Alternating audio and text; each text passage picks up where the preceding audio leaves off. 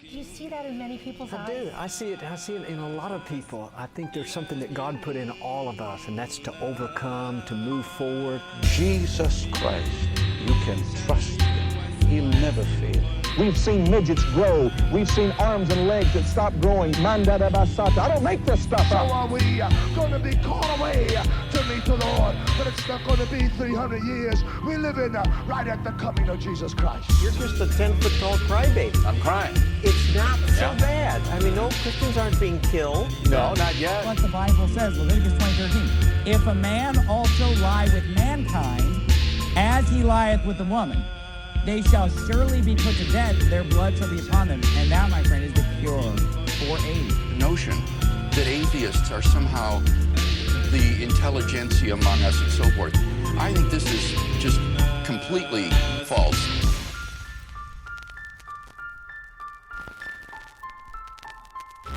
Hey everybody, welcome to the Age of Reason podcast. What's up, Alex? Oh, not much, man. I'm well rested today. Got a new bed. So I'm sleeping well, finally. Nice. More waking up like a taco in my air mattress. And that's fitting because you're Mexican. Waking up like a taco, that's funny. Oh, I worked the first couple of days, man, but I don't know. It was just some small leaks, but every time I'd wake up, after, 4 or 5 hours of sleep, it's all I usually get. I'd end up like, it was like, I guess I felt like carne asada. Actually, no, I'm not thin, so that's not true.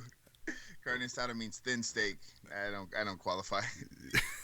You're USDA fucking filet mignon over here. That's funny. Oh, how you doing, man? I'm doing all right. I had a few conversations this week. One I want to address immediately. So I was talking to somebody who is a listener, and this was regarding last week's episode, and I was warned that you and I are too hard on Islam, and we should be a little more conscious because people listen to us, and we are, both of us, very grateful for that. People listen to us, and some people, this is their source of news, and we could incite violence to be carried out Donald Trump style on Muslims. All right, you go first. What do you say to that accusation? Well, I'm not sure this particular listener how far back they've gone, right? I mean, one thing we've talked about initially, it was more religion, and it was going to get brought up anyways because it's the second major religion in the world. There's 2 billion people, I think, or 1 billion Muslims. It's like 1.3 or something. Yeah, excuse me, 1 billion Muslims. So, I mean, there's a lot of them, right? So it's a topic that's gonna get brought up. So there's that.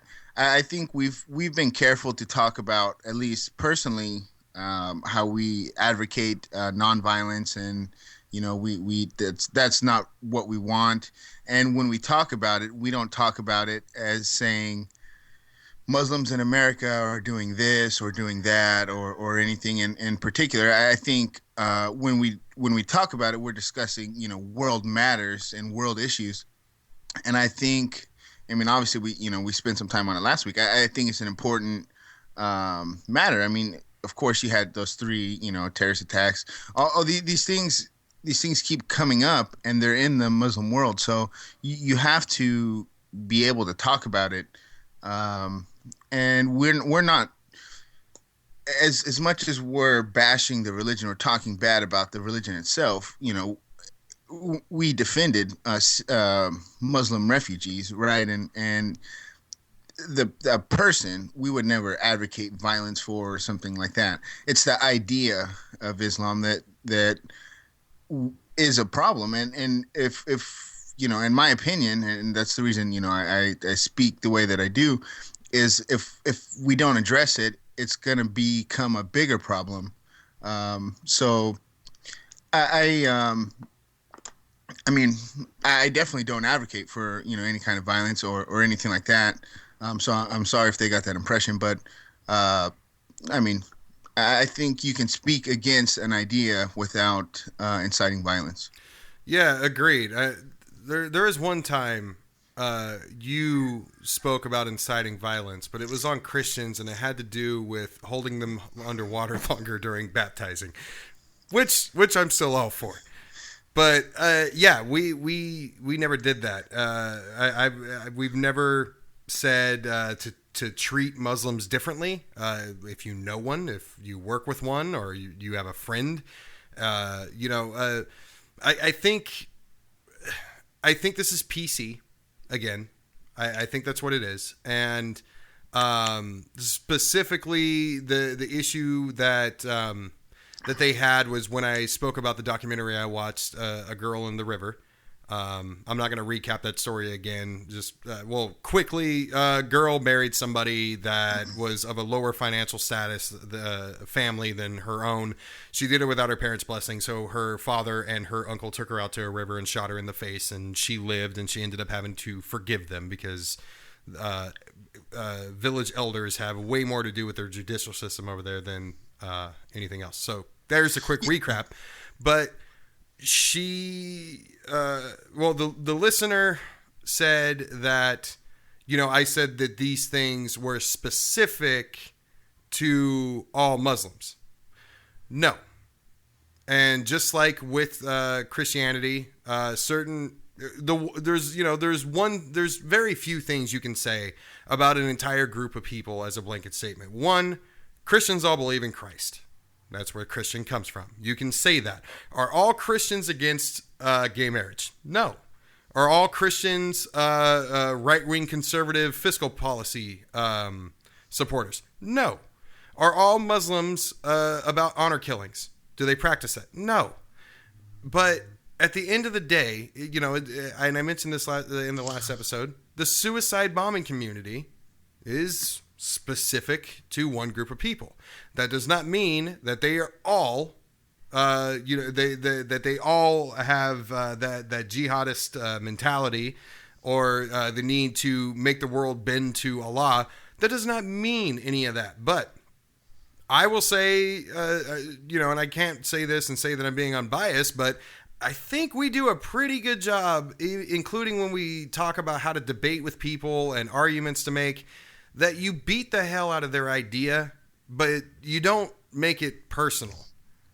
But to say that we may say something, or we may give somebody the wrong impression that may make them think that all Muslims are violent. No. I would say that in the particular category of religion, it's our goal for you to think that religious people in that category are childish to believe in certain things. I mean, let's not forget the side that you and I are on. We are on the side of atheism. We are on the side that religion holds back progress. And if anybody ever incites violence and says, well, Mike or Alex said this, and that's what I'm for, that person's not going to listen to our show, because we have spent way more time defending Muslim people, not their religion, but defending Muslim people, than we have attacking them. And Christians get attacked consistently on this damn show. So I think it's completely unfounded.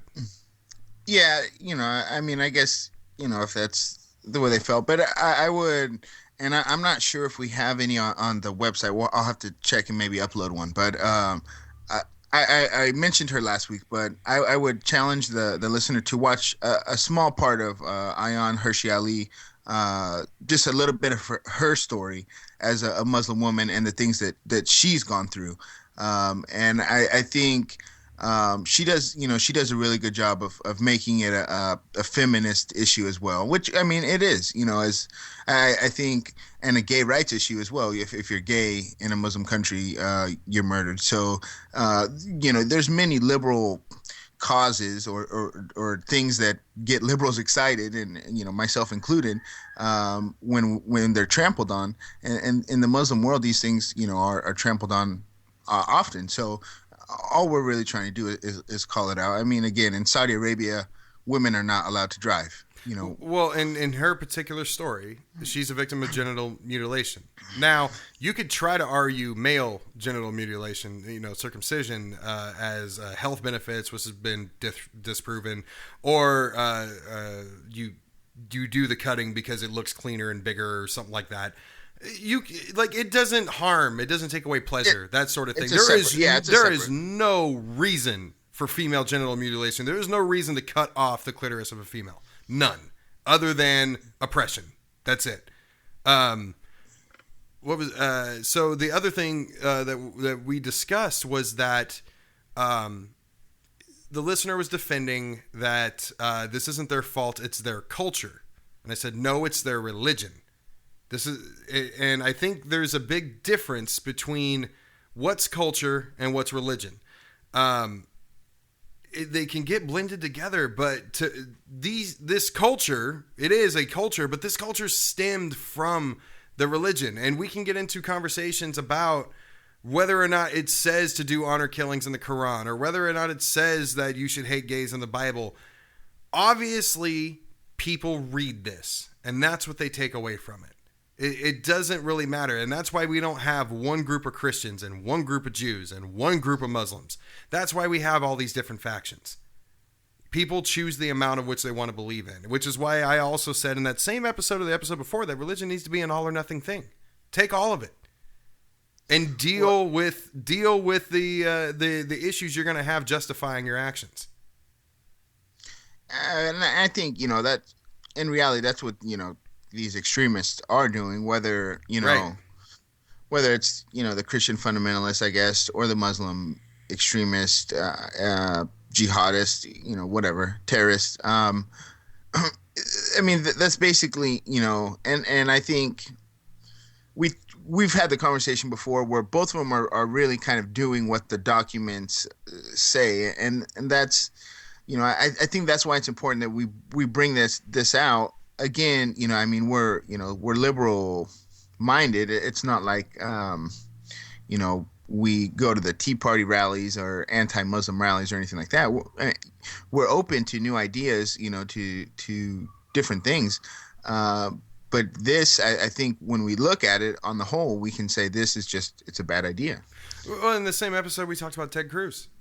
Calling for the patrolling of Muslim neighborhoods, which is, no, I'm not for that, So anyway, I don't want to beat a dead horse, but I would think that if somebody chooses to carry out a violent act because of something they hear, it's not going to be from us. We're not that should not be or is not our demographic.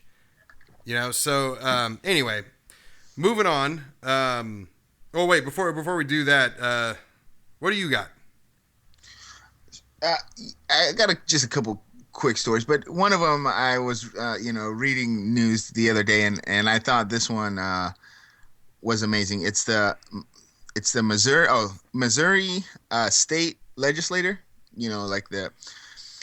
A lady filed a bill to get her colleagues to stop saying physical instead of fiscal. What? You're the two words, right? Fiscal is obviously, like budget means, when you're talking about financial. Yeah. And obviously physical, she's saying that the speech is so bad in the Missouri legislature that more than once in a day, when referring to money, these guys will use the word physical. So they support a physical trickle-down economic policy? Ew, they're pissing on their citizens? What is this shit? This is our elected officials, right? And obviously, Missouri, neither of us are from Missouri, but just, an example. And, the lady in a phone interview said, she hit a wall. It was like nails on a chalkboard every time they said it. Can you imagine that? Just being in a room full of supposedly educated people, and they just keep saying physical when they're talking. I couldn't. I try to be polite, but I think at some point, you would start laughing, or something. I would think so. the fact that this has to be brought up. I mean, she had to file a bill. I mean, I don't know if they'll be able to read it now. You know. Yeah, exactly. I don't have anything to say. Wow, that was a curveball. I wasn't. You know, as we started doing this podcast 6 months ago, I am constantly just amazed at the type of shit that goes on when you don't just look at media outlets, but you just dig a little bit deeper. What you're able to find, what's right underneath the surface, the type of shit that goes on, like you know, the whole. We need to call Christmas vacation and not holiday break. Like the fact that these things are being discussed on congressional floors is just, I think we should expand on that just a little bit. I think, you know, what we're doing and what, you know, we eventually want to morph into, I guess. And, you know, when you see people like the Young Turks, it seems like more young people, we're getting our media different now. You know, honestly, Rachel Maddow, you know, I really like her as a journalist and stuff, but I don't even watch her nightly anymore. It's more for me looking online, reading different things. Like I said, the Young Turks I like. There's some other online, you know, news and stuff that I watch, but it seems to me, anyways, people, it's just changing. People, you know, are tired of CNN, and MSNBC is a, you know, is a joke now. Fox News has always been a joke, but you know, I don't know. I don't know what you think. I think it's great, honestly. I think it's a good thing that people are, because I think for the longest time, people don't. They pay attention to the news. They find out they're being lied to. And then they just say, all right, screw it. I'm done. I don't even want to. I'm not doing politics anymore because you can't trust the media. You can't trust the politicians. I want nothing to do with this anymore. And then they're now completely alienated from current events. I think it's great that now in the time of technology that people are doing that same thing. They're saying, screw the media, screw mainstream. I can't trust these guys. It's great that they're not leaving it at that point, that they are, you know, embracing the new technology and new mediums that they can get their news delivered to or from. So I think that's great because at the end of the day, you know, I've said many times, if you don't know, don't vote, but it's best to know. It's best to be well informed. And all you got to do is look at Donald Trump for that, to see what happens when our country isn't informed. I mean, this guy, so moving on to Trump, over the last week, he said he wants to punish women for getting an abortion, for getting abortions. And now ex-wives of his are coming out and saying, I had an abortion at Trump's request. So there's that. And other than that, we have Trump being hopefully charged for what happened with Ben Carson when he offered him a position in his an advisory position based on him giving an endorsement. So let's start with abortion. Where does this guy get off? You know, first of all, I think I do want to give a little bit of credit to MSNBC for scheduling that town hall with Chris Matthews and Donald Trump. Because Chris Matthews is somebody, and I don't always agree with him, but he knows how to get under people's skin, and he yes he does. He does a good job. It's entertaining to watch him question somebody, and to see Donald Trump have to think off the top of his head so much. I think it was. I watched the whole thing, and I didn't plan on it. But it was so entertaining, like a train wreck. You couldn't turn away. But yeah, so you know, he to be fair, Chris Matthews was poking at him, and then eventually he told him, you know, so what's going to happen? And he said, yeah, somebody needs to be punished, and it's a horrible, just the stupidest. I mean, like, I don't know, it's so many things, obviously ignorant, but it's just like, it's amazing that somebody could have that point of view, and get as far as they've gotten. And yeah, I mean, you all also have to wonder if that is his point of view, because I believe he was pro-choice. Yeah. Previously. So, to say that somebody just magically went from pro-choice to believing they need to punish women, it makes me wonder how much of he probably thinks of an idea and thinks like, what's the most conservative or right-wing thing I can say, right? And then that's just he just goes to that, and this one maybe finally got him into trouble, but I just don't think there's much of a thought process in his mind. He just like maybe fires off the first the hardest right thing he can say, and yeah, I mean, I'm gonna sound like Marco Rubio, but I'm tired of people saying Trump doesn't know what he's doing. He knows exactly what he's doing. I think Trump does. I think Trump really does know what he's doing, and I think he has brilliantly played uneducated people like a damn fiddle. He's done a very good job at that, because a banjo. Oh, sorry, a banjo. You're gonna squeal like a pig, boy. Yeah. So I was talking to somebody today, and here's the thing: you can't blame Trump. You got to blame his supporters. He wouldn't be where he's at if he didn't have them. But his supporters, we've talked about how they're the same as Bernie supporters, but they have very different ideas on how to fix what's wrong with this country. One's the side of solutions, one's the side of blame. And I just, that whole thing Trump said about standing on Fifth Avenue and shooting somebody, it's completely true. Nobody cares. And somebody was telling me, I brought up to someone that I read an article about what are we going to do if the racist white people of this country have an uprising? Because Trump is most likely going to beat Ted Cruz. And the Republicans are going to cock block his 1,237 electoral votes. When they do that, I think we are going to have a problem. I think we are going to have an issue with all these people that are going to be pissed off because they just got proven. It was just proven to them that their votes do not matter.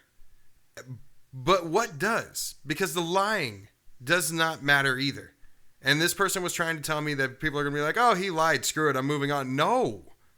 They really just do not care. These are the people that oppress others and hide behind their bullshit facade of patriotism and hard work.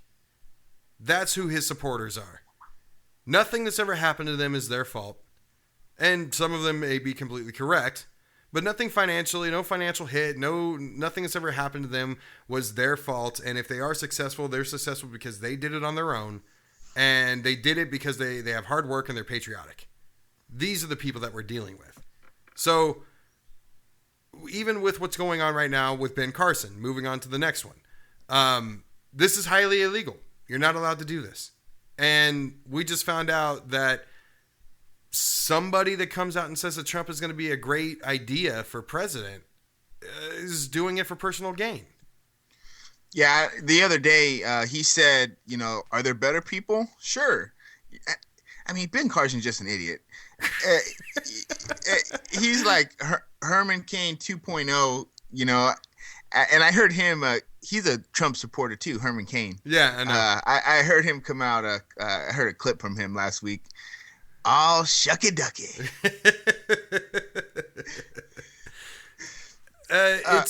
But how is he's gonna get away with this? Nobody's gonna care. No one's gonna give a shit.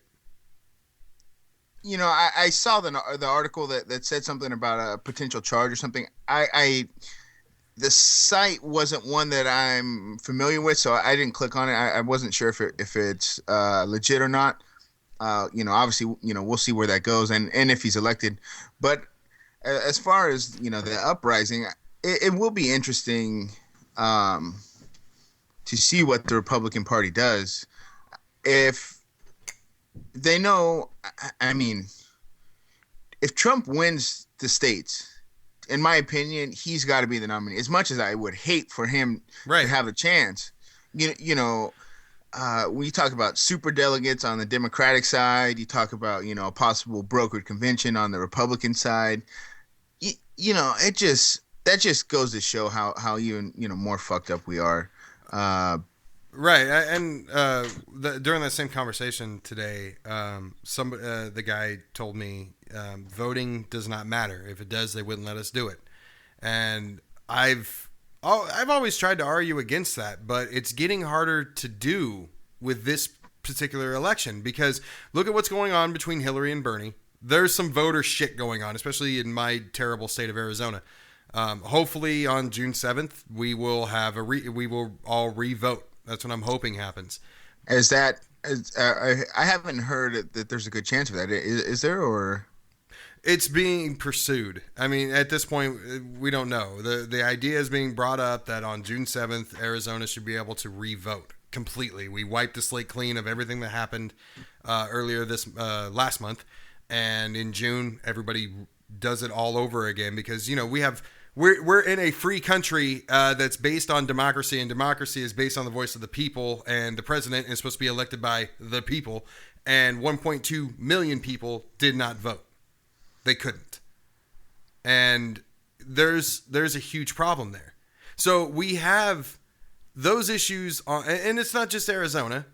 We have these issues on the left, and then on the right we have the Republican Party doing everything they can to make sure Trump doesn't reach 1237. There's never been a more important time for politics. This is just crazy. And people that say if voting mattered, we wouldn't be allowed to do it. It's getting hard to kind of like the whole Trump Hitler thing, going on a year ago. It's getting harder to not think that way. Yeah.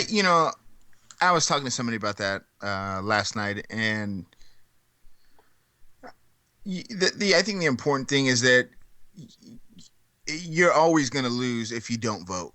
Right. You're going to lose 100%, and even if you vote and you get 10% of the things you want or, something like that, to me, it's important, number one, to stay involved because otherwise, the system just going to keep going. And actually, when we were having this conversation yesterday, I actually kind of used it. This he's a Bernie supporter, but he has I don't know if I'm going to vote, my vote's not important kind of thing.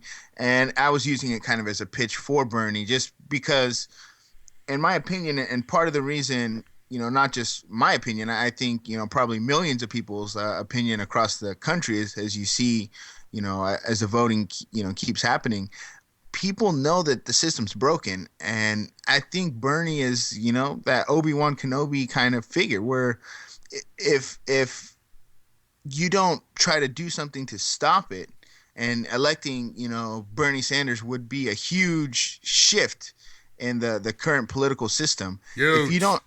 If you don't try to change the tide, I mean, we're just going to get swept away. And, I think that's why Bernie's got so much support. And that's why so many people are fired up, because everybody feels like, okay, we all know that the system's broken. We all know we're getting fucked over here. So what can we do about it? It's keep doing the way that we've been, or here you have a different option. A different brand of politician. Well, at the end of the day, it's, do you want to go down swinging or not? Yeah, that's kind of what it is. Yeah. I mean, and this is something so important, something so sacred that we have in this country, that we have, that other countries have fought and died for, as well as our own, to have democracy. And look at what people are willing to go through to make democracy happen. Do we want to just give something like that up? Do we just want to say, screw it, done, whatever, I don't even care, just let me live my life? Well, the problem with that is right now you can probably comfortably, ignorantly, in regards to politics, live your life and not really be impacted too much. But the further down that road we go, the harder it's going to be to get us back to where we need to be, to where the people have a voice and the people know that they do and they feel like they do. You might as well go down swinging, because if you're just going to put your head in the sand, by the time you finally want to pull it out, you're not going to be neck deep. You're going to be ankles deep, and it's going to be done. You're not going to be able. It's going to be a much harder fight to win at that point. The longer this shit goes on, and there's never been a more important time. I don't think there's never been a more important time with everything that's going on right now, because what's happening is, and this should scare people, both sides are screwing with your vote. So you can take the "my vote doesn't matter" idea and just walk away, or you can fight for that shit. So we'll see. Moving on. So this is a news story I happened to come across. Oh wait, no, hold on. Take that back. I have one more point to make. One more thing to ask you about this. If this indictment is actually true, does this help Hillary or Bernie? Does it help Hillary in the sense that if her and Trump or Hillary supporters that know that she's rightfully being indicted for her emails and all that stuff, this kind of levels the playing field between her and Trump, because now Trump can't throw. They keep saying, well, how are you going to be facing charges while running for the president of the United States? They won't be able to say that to Hillary anymore. They can try. Yeah, honestly, I would wait a little bit more to see on this alleged charge before we really bring it up, because like I said, I saw it from one source. I haven't seen it really reported. Not that means anything, but I think if he were under investigation for something like that, I think it would be a little bit more out there. I would hope so. But should this come to pass, who do you think that's going to help? I feel pretty confident. If Trump is the nominee, I feel pretty confident that we'll have a Democratic president. Sure. So in that regards, I feel pretty safe, like I said, right now. So it would definitely, hurt Trump. But, I think before, I guess kind of playing it out logically in my head, I don't know if he could even be charged, or maybe it's for offering it. I was thinking you couldn't be charged unless you actually appointed somebody to the office, which obviously he would have to get elected before he could do that. Sure. So I don't know. I mean, maybe the charge is just offering it, but let's wait. We'll see how it unfolds. And that's the thing with Hillary Clinton. After what happened to her with Benghazi, with, I forget the guy's name, the guy from California that was going to go for Speaker of the House, that basically just admitted that the right spent like $400 in taxpayer money holding all these hearings and investigation into Hillary just for the sole purpose of tarnishing her name. I don't know what to believe now. So this kind of goes back to what we're talking about, and that's why I don't watch news organizations unless I don't watch mainstream media unless I'm looking for something from that mainstream media. Like, that's the only reason I watch Fox News, is to make fun of them and get angry whenever they say dumb shit. But one other article I read, so there was a middle schooler in the Midwest, in Texas actually, that they were watching a movie in class, and this kid was laughing, and the teacher, apparently jokingly with a smile on her face, that's what I read, said, "You shouldn't laugh like that. We all think you're a terrorist." And he is a Muslim kid. And the whole class started laughing at him and started calling him ISIS and all this other shit. When the teacher was spoken to about this, she said she was making fun of the prejudice that all Muslims are terrorists and ISIS and shit like that, and that it wasn't meant to be taken that way. But obviously this kid is like a 4.0 student, and did not take lightly to that. Neither did his parents. We talk about PC a lot. What do you think about this?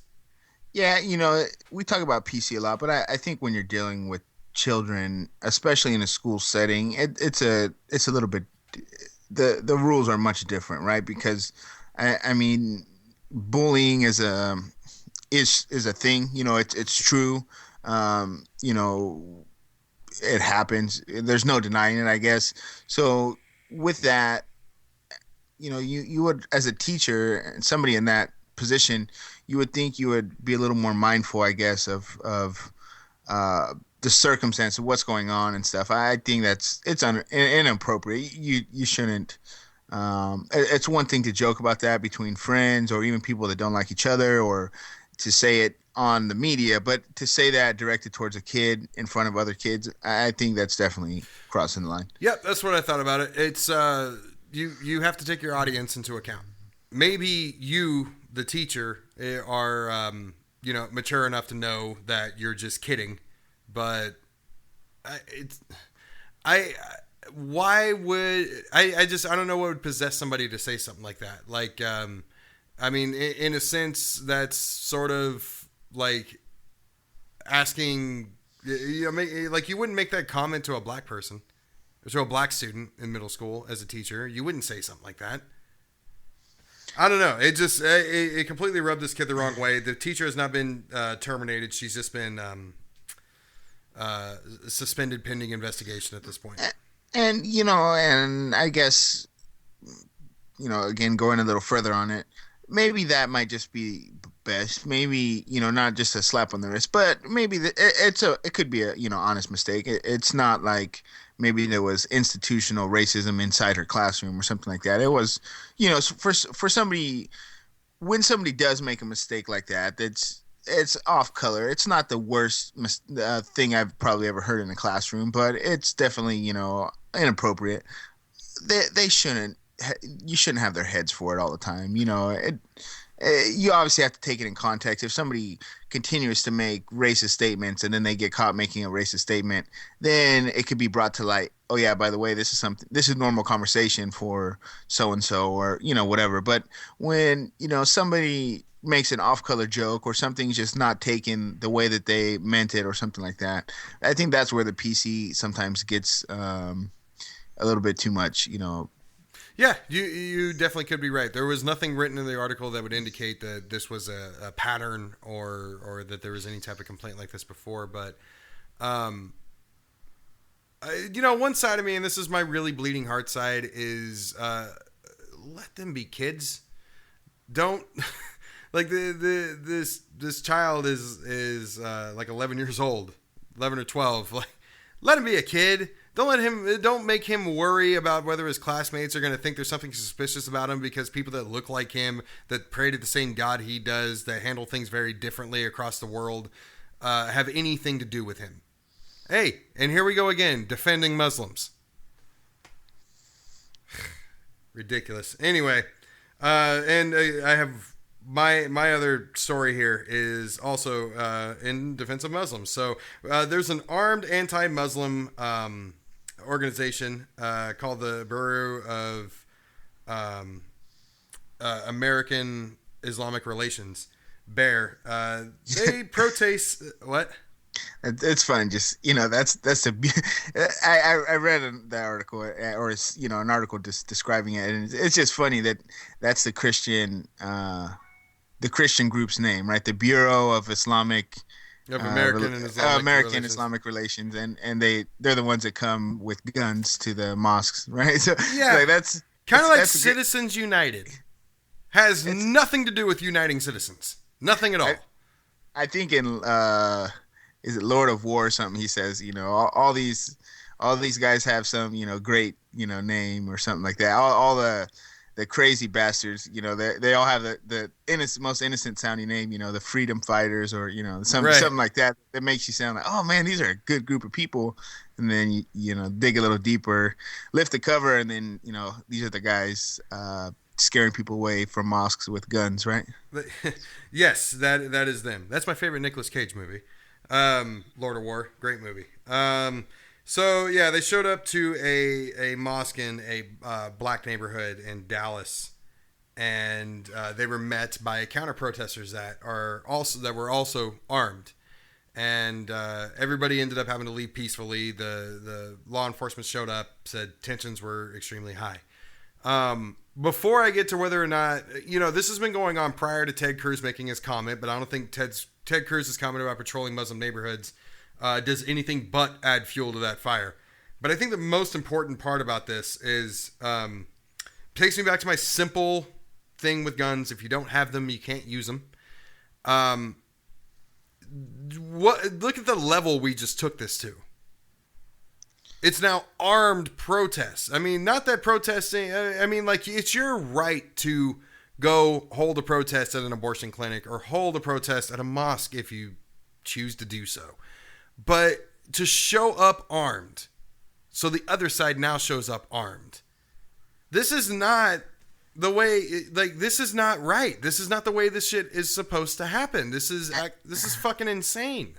I mean, like, when they're over there, throwing on their cowboy boots and putting their 4 guns in, masturbating into the American flag, the ankle holster, the shoulder holster, 2 on the side, what do they think? Like, is it going to be a good day today? When I go in to this mosque with all these guns, how is, like, I'm just wondering, what is the best scenario that they can envision? I really scared the shit out of those people today. You should have seen the fear in those children's eyes. And they'll think twice about committing any type of religious bullshit in my community with my white children. That's exactly right. I mean, that's what it is. And when you watch interviews with these guys, that's exactly what it is. This is a Christian nation. We are allowing these people to be here, and they're going to abide by our rules. And we're here to make sure that that's what they do, because American values are Christian values, but they're not Muslim values. That's what it is. It is American to be Christian. It's just, this is just, when I seen it, it's not going to end well. I'm just waiting for the time that somebody sneezes and then the other side thinks somebody shot, and then you just honestly have just one of the stupidest massacres, right? On American soil. It's oh man, this is like, when I read this, I seriously,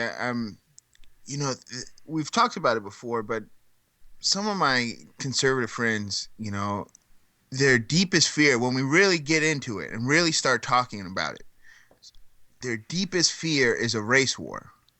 And they're preparing for it. That's part of the reason, they're stocking up on the ammunition and all this. That's the number one thing that they're not necessarily afraid of, but that's like the situation that we're going towards. They'll all tell me that, it's going to happen sometime. Whether it's the economy collapses or whether this happens or Trayvon Martin, some of them said, 5 years ago or a couple, years ago, that was going to start it. That is like the end game for them, and obviously it's not a good end game. But that's what they're prepping for. But that's what they're prepping for. And these idiots don't realize, they're setting themselves up. If you can't have a peaceful revolution, there's going to be a violent revolution. And when you stomp every single peaceful chant, I mean, this is a mosque, a church. We're atheists. You should find a much better thing to do with your time than go to a mosque or a church or a synagogue. But if that's what you choose to do, you should be free to do that without any kind of intimidation, right, or any kind of barriers. It should be as simple as going to the store or doing any other thing. So it's just, to me, they want, and some, as much as they don't want it, they want to bring it on. Because I'll tell you what, if I was religious, or if I had an atheist church or something like that, and there was armed protesters out there, of course I'm going to counter protest with. I'm not going to let some people intimidate me or something like that. And like I said, there's no good solution from that. It's just, I can't think of one single solution where everybody ends up just clanging guns together and just, you know, walking away happy. It's not going to happen. Jasper, get over here and meet my new friend, Mohammed. Mohammed, we're going to have you over for dinner. You like bacon? You like bacon? We're gonna get some Budweiser and bacon. Jasper, get the truck. Call Mama. We're all coming over to our house. That is not going to happen. No, you are completely right. And a few things. One is when it comes to World War III, Revelations, Christian, Bible shit. What's funny is they don't realize that. When they say Israel's going to get their land back, rebuild Babylon, all this other shit in the Middle East, they don't realize by us involving ourselves is bringing upon their prophecy of the apocalypse. And just like with these people that you're talking about, we are prepping for the inevitable race war. If you prep for the race war, it is going to be inevitable, at least on a small scale.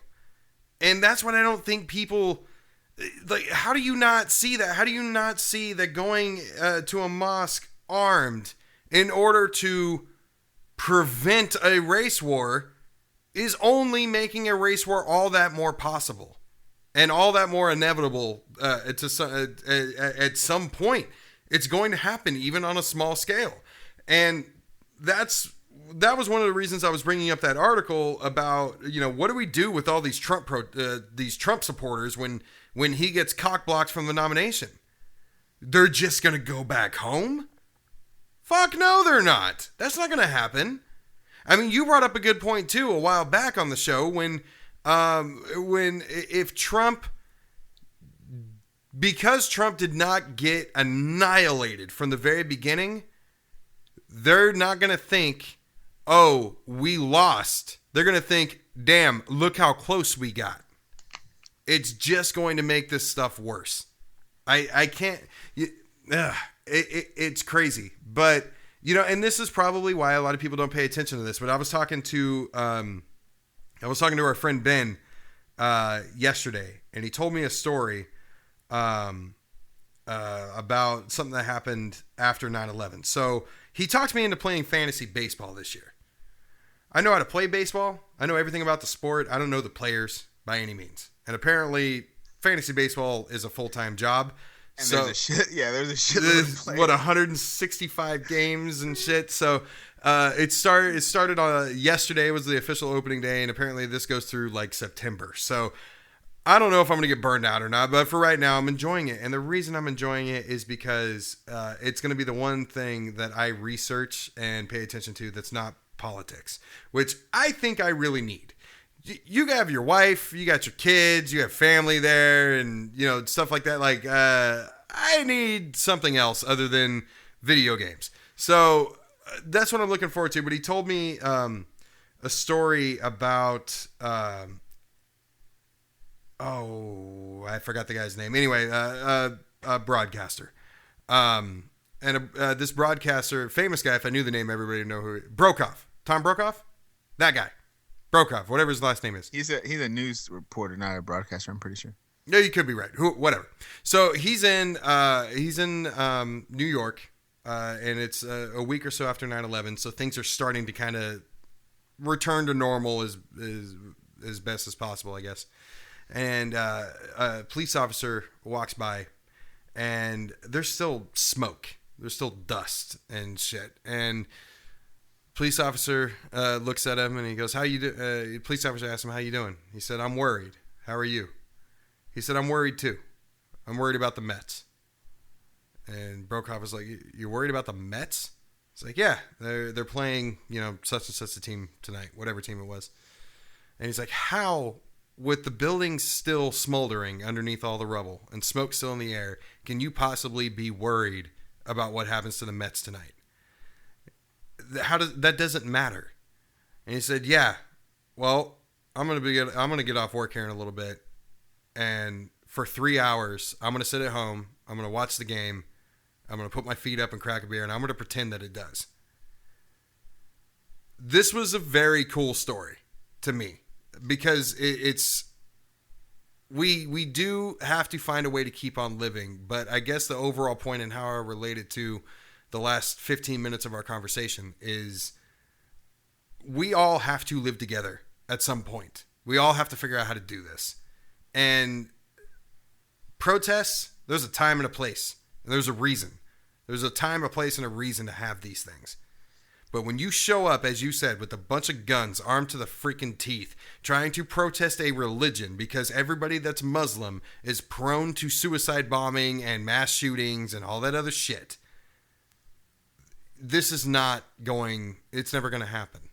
And it's going to continue getting worse. And I don't know. I'm waiting for, we need a piece of good news because it has been nothing but, it's been a lot of hatred and a lot of people on edge ever since 9/11, but especially since June of 2015. Tensions have never been higher. I've never seen them higher when it comes to Muslims, when it comes to white people, when it comes to blacks, and when it comes to our overall political field. It's just, it is too fucking much. And this, I said a few weeks ago that everybody needs to breathe and think. And stop being so afraid of everybody else that doesn't look, act, or think like you do. No, well said. Okay, I'll get off my soapbox. He told me that last night. It was such a cool fucking story. I'm like, I got to bring this up. Yeah, that's cool. I think we got like 12 minutes left or so. Just a real quick kind of conversation I had with somebody on Facebook. One of my conservative friends posted an article that said major healthcare insurance provider loses $2 million because of Obamacare. So and he's like thinking, this is like this is Sharia law at work. This is proof Obamacare is horrible. And I click the article and I read it. They're still a very profitable company. I think they're the second largest in the country. And I'm just like, come on, like how is that a bad thing? And then I tell him, because at my job I work in a union, and as long as I've been there, almost 9 years now, but as long as I've been there, we received an annual raise of a predetermined percentage, but right along with the wage increase, we also, our insurance goes up. So it doesn't cancel it out. We still end up, profiting. But every single time we make a raise, we get a raise, like, okay, a little bit of money. And then the insurance comes in and says, oh, by the way, it just got $40 more expensive for insurance every month. So it not canceled it out, but came close. And it's been like that every year since I've been there. Well, this year we got an email saying that the price is not going to increase. So we're going to get the full raise. And I told him, you don't think it's a coincidence that for the first time in, from what I understand, 15 years, the price hasn't gone up on what we actually pay? Like, who cares about the insurance company? My premium's not going up. And it was just funny. They automatically go into conspiracy, like, oh, well, this year it's not, but next year I heard it's going to go up 130%. Really? 130%? Like, well, yeah, no, they're right. It probably will happen if Ted Cruz gets in there and opposes every word of Obamacare. They may have a point, because what happens when we hand over a necessity that our citizens need to the trustworthy people of the private sector? Shit skyrockets every damn time, and I'm tired of people acting that way. I'm tired of people pretending that greed is not what you get when you turn it over to the private sector. It's what you get with government too. I'm not denying that. But at the same time, things that everybody has to have. You have to have insurance. And since Obamacare, by law, you have to have insurance. Things that you have to have should not be ran by private companies. Private companies can compete over the cost of a cheeseburger, over the cost of cars. Anything that's a necessity should not be privatized. That's just my opinion. Call me a fucking communist. I don't care. But let me see. We got 7 minutes left. So let's talk about something that doesn't matter. Have you seen Batman vs. Superman yet? I have not. I'm not as big into the movies as you are. Yeah, you tell me. I figured your kids would force you to go. You know, I got them trained. I got 4 kids, bro. If I take, That's what I thought. At least one of them would be like, "Dad, take me to see Batman." If we go to a family movie, it's like $120. 60 to go in, and then 60 to feed my popcorn habit. So $120 for you to go to the movies. Fuck that. Oh man, that's crazy. Wait for that shit to come on demand. Oh, well, I don't even feel like talking about it now. Oh, Now you don't even know. It's a shit movie. It's a shit movie. Wait for it to come out on DVD. That was my total point. However, Ben Affleck, great fucking Batman. And I don't give a shit what anybody says. Did a great job. But now I have nothing else to say because we can't build on this. No. Yeah.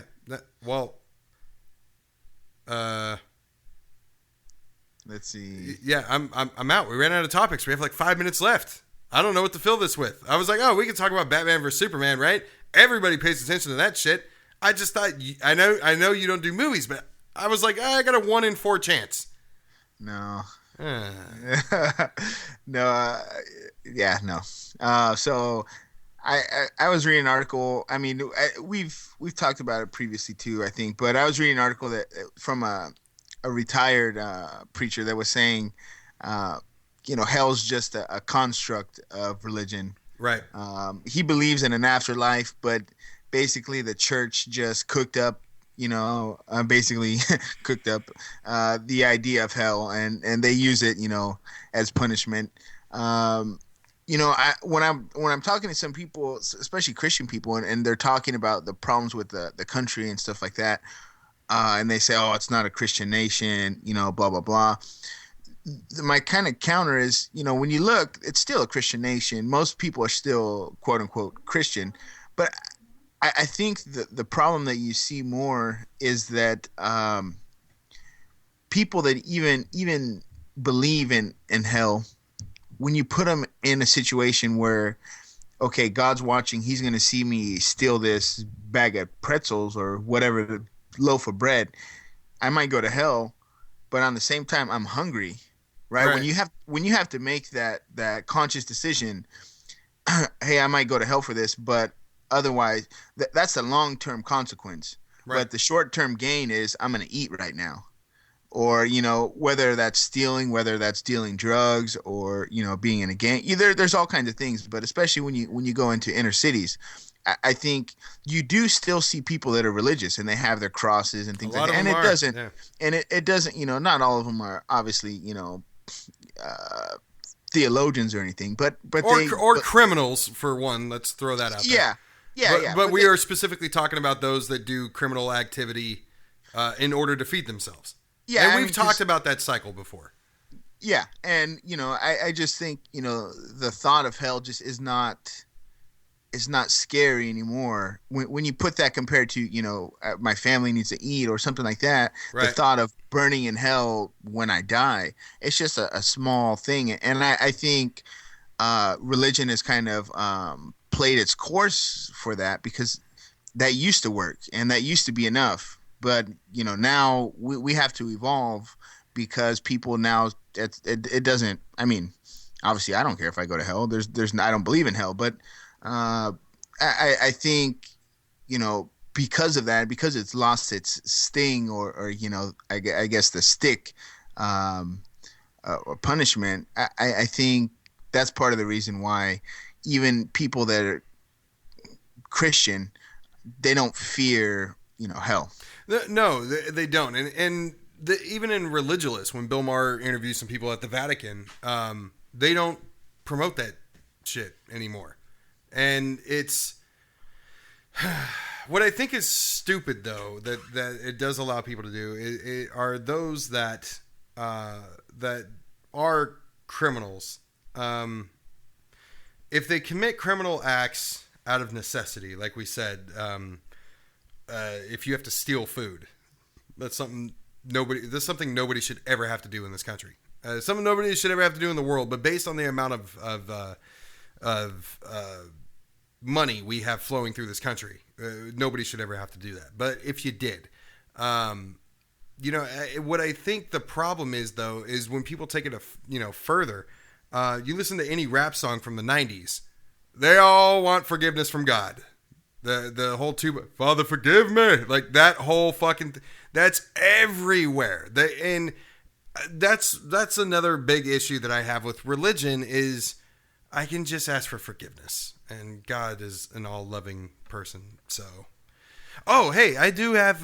We'll close with this. I do have a quote from Batman vs Superman that I really liked.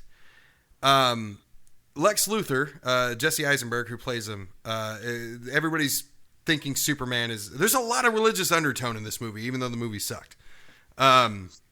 He says that when he was young and he was contemplating certain things, he decided that you cannot be all-loving, all-knowing, and all-powerful. Because if you're all-powerful, you cannot be all good and all-powerful, because you cannot have both. If you're all good, you cannot be all-powerful. And if you're all-powerful, you cannot be all good.